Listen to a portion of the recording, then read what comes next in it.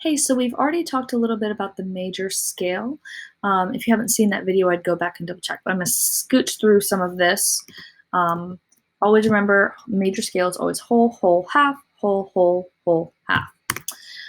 So you can see that done here, and we walk through this. If you happen to start on C, then it's really easy. It's always white keys, whole, whole, half, whole, whole, whole, half. But you can start in different spots. For example, in the video we started here and we did whole, whole, half, whole, whole, whole, half. So when we did that video, we kind of looked at the piano side of it. We didn't really look over here at the staff and all the flats and sharps it was adding. So if we start, let me go back, if we start on this E flat note right here, go up a whole step. It's a white key, so we don't have to worry about putting flats or sharps. Going up again, white key, don't have to worry about it. Here, we've got a black key, so we're going to make that A flat. Another black key, so we've got a flat, white key, no flats, and back to your original do. So as we walk through this, notice that there are some flats. Now, if we had a measure and we had to write in every single flat every single time we played it, it would be really, really difficult. So we don't do that in our music. We have this thing called key signatures. So basically it groups up these flats and has it so that you know that when you see that note, it's always flat. Let me just show you another example here. Notice when you go through the process of figuring out whole, whole, half, you get sharps. So these we'd group together into a key signature. So whole, whole, half, whole, whole, whole, half, major scale. I'm going to jump to a different page really quick. Did I just jump to the right page? No, I did not. Let me jump to this page. Give me just a second.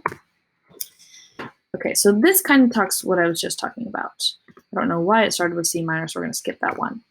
Let's start here. So if we were to do that whole thing, start on this note, work our way up the piano.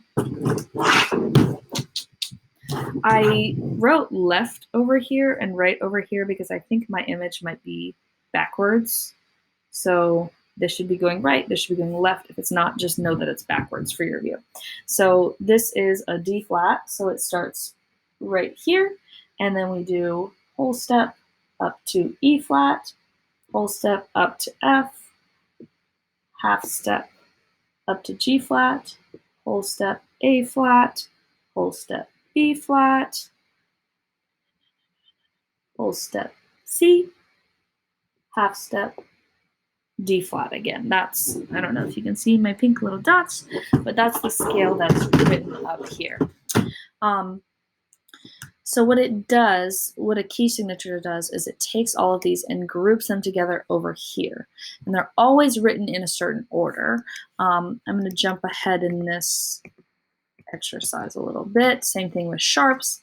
It pulls them all over, so you're not having to write those sharps and flats a million times.